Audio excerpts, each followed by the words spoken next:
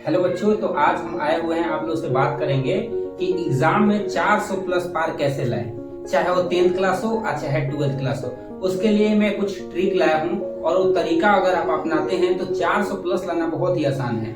हाँ, ऐसा कुछ नहीं है कि मैं जादू मंत्र देने वाला हूँ, जादू मंत्र छू लगाएंगे और सब कुछ हो जाएगा, ऐसा कुछ होने वाला नहीं है। बस यही करना है कि मैं जैसे बोलूंगा वैसे आप मेहनत करते हैं। आपके पास 3 मंथ है और 3 मंथ में अच्छे तरह से उस रूल के अनुसार चलते हैं तो 400 प्लस लाना बहुत ही आसान है, बहुत आसान।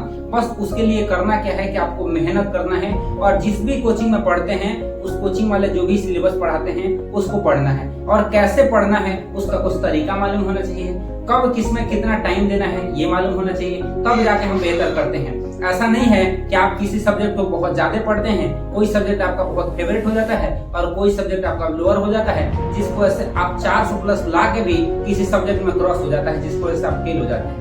तो ऐसा कुछ होना नहीं चाहिए। उसके लिए मैं कुछ तरीका लाया हूँ, ट्रिक लाया हूँ, जिसके अनुसार आप चलेंगे तो बिल्कुल अच्छा ही अच्छा करेंगे, कोई रोक नहीं सकता है। मैं बार बार बोलता हूँ कि हमें जुनून है, मैं करके दिखाऊंगा, हमें जुनून है, मैं करके दिखाऊंगा और इस बार 400 प्लस ला के एग्जाम में दिखाऊंगा, चाहे कुछ भी हो जाए, अपने मंजिल को पार करके दिखाऊंगा। तो देखिए बच्चों, इसी के साथ मैं स्टार्ट करता हूँ और आपको बताऊंगा कि कैसे 400 प्लस लाना है और आएगा ही, कौन रोक सकता है। बोला गया ना कि क्यों पड़े हो चक्कर में, कोई नहीं है टक्कर में। रियल बात है ये बाबू, रियल में मैं बोलता हूँ कि टक्कर में कोई नहीं होगा। जब आप मेहनत करोगे ना तो सफलताएं मिलेगी ही मिलेगी, कोई रोकने वाला नहीं है। बस यही है कि आपको मेहनत करते रहना है। सफलता क्या चीज होती है मैं आज देखूंगा और समझूंगा कि तू लोग को सफलता क्या चीज होती है, कि कैसे नहीं मिल सकती है। दुनिया के हर व्यक्ति चाहे ना तो दुनिया को जीत सकता है। तुम्हारे अंदर वो गुण है, तुम्हारे अंदर वो क्षमता है कि पूरी दुनिया को तुम जीत सकते हो। बस यही है कि अपने जुनून को, अपने पॉजिटिव को दिखाना पड़ेगा, अपने माइंड सेट करना पड़ेगा कि हमें कुछ करना है, ही करना है। बस यही जुनून रहना चाहिए मन में कि हम अच्छा कर सकते हैं। आइए हम सिलेबस की बात कर लेते हैं। तो क्लास 12 की मैं बात करूं तो साइंस वाले बच्चे की बात करूं तो एक होता है मेन सब्जेक्ट बायोलॉजी और दूसरा सब्जेक्ट होता है मैथ। 12th क्लास के साइंस के बच्चों में एक ही तो मैथ मेन होता है, अन्यथा बायो मेन होता है। तो मैं सबसे पहले चर्चा करूंगा बायो वाले बच्चों के लिए, जिसमें आपको 5 सब्जेक्ट पढ़ना पड़ता है, जिसमें आपको बायोलॉजी होता है, फिजिक्स होता है, केमिस्ट्री होता है, हिंदी होता है, अंग्रेजी होता है। तो सबसे मैं पहले चर्चा कर लूं कि फिजिक्स केमिस्ट्री जो बायोलॉजी आता है इसमें 30-30 नंबर का प्रैक्टिकल रहता है। जो 90 नंबर इसमें से निकाल दिया जाए वो आपको कॉलेज के ऊपर डिपेंड करता है कि 90 नंबर में आपको कितने नंबर मिलते हैं। तो उसको बिल्कुल इग्नोर करके चलो कि 90 नंबर में से क्या मिलेगा नहीं मिलेगा उसका कोई मतलब नहीं है। हम जो मतलब निकालेंगे आज 410 नंबर का जो एग्जाम देने वाले हो उस पर मैं चर्चा करूंगा कि 410 में कैसे 410 लाए। आप ला सकते हो बाबू, बस ध्यान से सुनना, तरीका एकदम बिल्कुल आसान है, बहुत अच्छा करोगे। वीडियो में बने रहो, पूरा वीडियो देख के जाओ, बिल्कुल अच्छा ही अच्छा होगा। कौन रोक देगा तुमको लाते हुए। तो देखो, तो आप लोग जानते हैं कि 50% ऑब्जेक्टिव है, जिसमें से 205 नंबर का आपको ऑब्जेक्टिव मिलने वाला है और 205 नंबर का थ्योरी मिलने वाला है। तो सबसे ज्यादा हमारा फोकस किसी पे रहना चाहिए तो ऑब्जेक्टिव पे रहना चाहिए। पहला फोकस आपका, पहला ध्यान से सुनिएगा, रूल नंबर मेरा 1 है कि पहला फोकस आपका ऑब्जेक्टिव पे रहना चाहिए, क्योंकि 205 नंबर का ऑब्जेक्टिव जो आने वाला है ना, आप समझ सकते हैं कि उसमें 1 नंबर अगर सही मैंने लगा दिया तो गलत होने वाला नहीं है। मतलब 1 नंबर तो 1 नंबर सही हो जाएगा। अगर 205 नंबर में 205 नंबर सही टिक लगा देते हैं तो 205 में 205 मिलेगा ही मिलेगा। और थ्योरी की रही बात तो 205 के 205 सही बनाते हैं, फिर भी 205 के 205 नहीं मिल पाते हैं। इसीलिए सबसे ज्यादा फोकस रहना चाहिए तो ऑब्जेक्टिव के। आप बोलेंगे सर मैं ऑब्जेक्टिव कैसे करूंगा, फिजिक्स केमिस्ट्री बायोलॉजी का ऑब्जेक्टिव कैसे करूंगा। तो देखो बाबू, जो भी चैप्टर आपको पढ़ाए गए हैं, जो भी सिलेबस पढ़ाया गया है, आपको जिस इंस्टीट्यूट में जिस कोचिंग में आप पढ़ते हैं उसमें सारे सिलेबस आपको पढ़ाया जा रहा होगा। अच्छे तरह से शिक्षक भी होंगे, हमें पूरा उम्मीद है कि आप लोग अच्छे शिक्षक से पढ़ रहे होंगे जो कि सारे सिलेबस आपको अच्छे ढंग से पढ़ा रहे होंगे। तो उस सिलेबस को क्या करना है, पहले अच्छे ढंग से रिवीजन करना है और आपको गाइड ले लेना है। पहले तो एक क्वेश्चन बैंक आपके पास होना चाहिए कि जो भी चैप्टर पढ़ रहे हैं उसका एग्जाम में कैसे क्वेश्चन आया हुआ है, उसको क्वेश्चन बैंक से देखिए कि आखिर एग्जाम में कैसे पूछा गया। फिर से मैं बोल रहा हूँ कि रूल नंबर 2 है कि जो भी चैप्टर पढ़ रहे हैं उस चैप्टर के आप देखेंगे क्वेश्चन बैंक में कैसे प्रश्न आए हुए हैं, चाहे वो शॉर्ट क्वेश्चन हो, चाहे लॉन्ग क्वेश्चन हो या ऑब्जेक्टिव हो, उसको सॉल्व करने की कोशिश करेंगे। अगर आपसे वो सॉल्व हो जाता है तो आप उसके हाई या नीट लेवल देख लेंगे, जेईई मेंस लेवल देख लेंगे। अगर ऐसा हो जाता है, आपसे बन जाता है, अगर बोर्ड लेवल भी अच्छे तरह से बनता है तो आप समझ जाइए कि हाँ आप अच्छे से पढ़े हैं। अगर नहीं बनते हैं तो 2 ही कारण हो सकता है, क्योंकि आपके टीचर अच्छे से नहीं पढ़ाए होंगे या आप अच्छे से नहीं पढ़े होंगे। 2 ही कारण हो सकता है। अगर आप अच्छे से पढ़े होंगे और आपके टीचर भी अच्छे से पढ़ाए होंगे तो कोई ऐसा क्वेश्चन नहीं होगा जो आपसे नहीं बनेगा। बस फर्क यही है कि आपको जो भी चैप्टर पढ़ना है उसका क्वेश्चन बैंक देखना है, क्वेश्चन बैंक से क्वेश्चन सॉल्व करना है अच्छी तरह से। अगर क्वेश्चन सॉल्व अच्छे ढंग से कर लेते हैं, अगर क्वेश्चन बन जाता है, और हम प्रीवियस ईयर का क्वेश्चन कब से कब 10 साल का प्रीवियस ईयर का क्वेश्चन आपको बनाना है।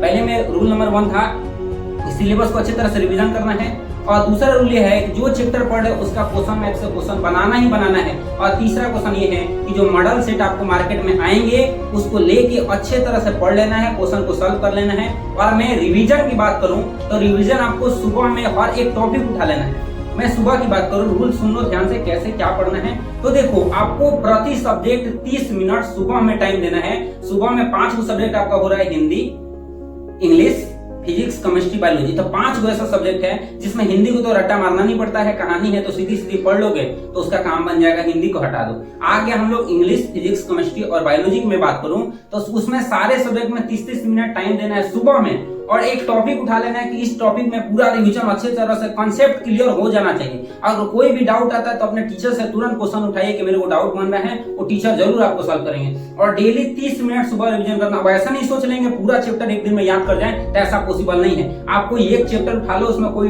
2-3 टॉपिक उठा लो, उसको अच्छे तरह से सुबह में रिवीजन करो, और पूरे दिन में आपको जितना डे है उसमें माइंड में उसको रिवीजन किए हैं उसको माइंड में लाते रहो। और डे में आपको करना क्या है, आपको केमिस्ट्री में बहुत सारे फॉर्मूले निकालने होते हैं, और आपको फिजिक्स में और मैथ बेस्टा में जो लिए हैं या मैथ जिसका मेन है उसको दिन में मैथ दिन में सॉल्व कीजिए। फॉर्मूला जो निकालना होता है वो दिन में निकालिए। सुबह में केवल काम करना है कि जो भी टॉपिक, कोई भी टॉपिक 3-4 टॉपिक उठा लिए, उसको अच्छी तरह से रिवीजन किए, दिन भर अपने माइंड में उसको चलाते रहिए जब तक आपको क्लियर ना हो जाए। और डे में क्या करना है, फिजिक्स, केमिस्ट्री और मैथ का इक्वेशन हो, फॉर्मूला निकालना हो, उसको सॉल्व करना है दिन में। और शाम को क्या करना है, जितना भी सिलेबस आपको पढ़ा दिया गया है ना, सारे सिलेबस डेली के डेली आपको 3 घंटे के अंदर पूरा सिलेबस देख लेना है। डेली के डेली आपको पूरा सिलेबस शाम को देखना है। फिर से मैं बोल रहा हूँ, सुबह में कोई टॉपिक उठाना है, उसको अच्छी तरह से रिवीजन करना है। पूरा टॉपिक नहीं बताया मैं, चैप्टर का 2-3-4 टॉपिक उठाना है, सुबह में रिवीजन करना है। डे में मैथ हो, फिजिक्स हो और केमिस्ट्री हो, उसके लिए आपको फार्मूला जो भी डिराइव करना होता है फार्मूला निकालिए, क्वेश्चन बनाइए डे में। और शाम को जितना सिलेबस पढ़ाया गया है डेली उसको एक बार देख लीजिए पूरा।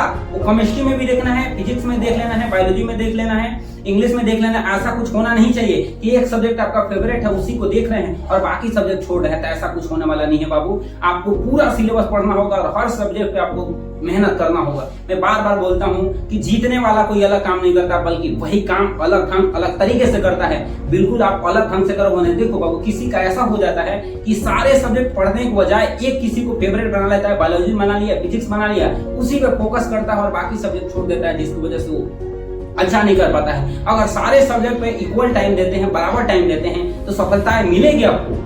कौन बोलता है कि नहीं बोलेगा, मिलेगा। बोला गया है जिंदगी में जी जलाने से जिंदगी रोशन हो जाती है। अगर जिंदगी में जी जलाते हैं तो क्यों नहीं सफलता मिलेगी।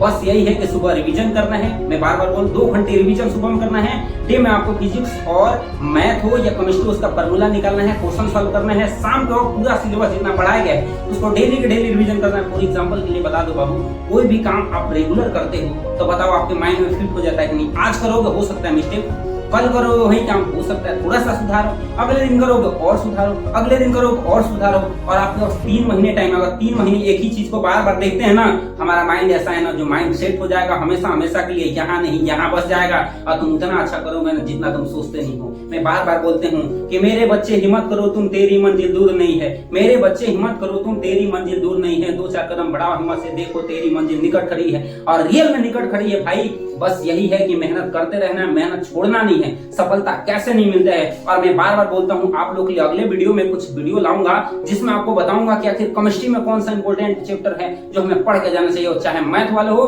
अच्छा है बायोलॉजी वाला हो, उसके लिए इक्वल है फिजिक्स और केमिस्ट्री। फिजिक्स और केमिस्ट्री मैथ वाले के लिए और बायो के लिए इक्वल है। इसलिए मैं लाऊंगा कि केमिस्ट्री में कौन चैप्टर आपके लिए सबसे ज्यादा बेहद इंपॉर्टेंट है, बायोलॉजी में कौन सा चैप्टर इंपॉर्टेंट है, आपको मैथ में कौन सा इंपॉर्टेंट है, इंग्लिश में कौन सा क्या पढ़ के जाना चाहिए एग्जाम में। और बिल्कुल आप अच्छा करोगे, हमें उम्मीद है कि तुम अच्छा ही अच्छा करोगे। बस यही है कि जैसे मैं रूल बताया हूँ कि सुबह रिवीजन करना है, डे में फार्मूला रिवाइज करना है, शाम को पूरा सिलेबस डेली देखना है। 3 महीने से करते हो तो मैं पूरा बोल देता हूँ, पूरा सिलेबस तुम्हारे माइंड फिट में रहेगा। और मैं बार बार बोल रहा हूँ कि मॉडल से सॉल्व करना है। क्वेश्चन बैंक में जितने भी चैप्टर पढ़ाए जाते हैं, चैप्टर वाइज चैप्टर सारे क्वेश्चन बैंक का सॉल्व होना ही होना चाहिए। अगर सॉल्व नहीं होता है तो आपके टीचर में दोष है, नहीं तो आप में दोष है। अगर किसी में भी दोष नहीं, आप भी अच्छे से पढ़े हैं, आपके टीचर भी अच्छी तरह से पढ़ाए हुए हैं, तो मैं बेशक कह सकता हूँ कि पूरे क्वेश्चन बैंक का क्वेश्चन आपसे बनेगा, चाहे वो फिजिक्स हो, चाहे केमिस्ट्री हो, चाहे बायोलॉजी हो। और एक बात और, हमेशा ये याद रखना कि एग्जाम के व्यू से पढ़ाई मत करना।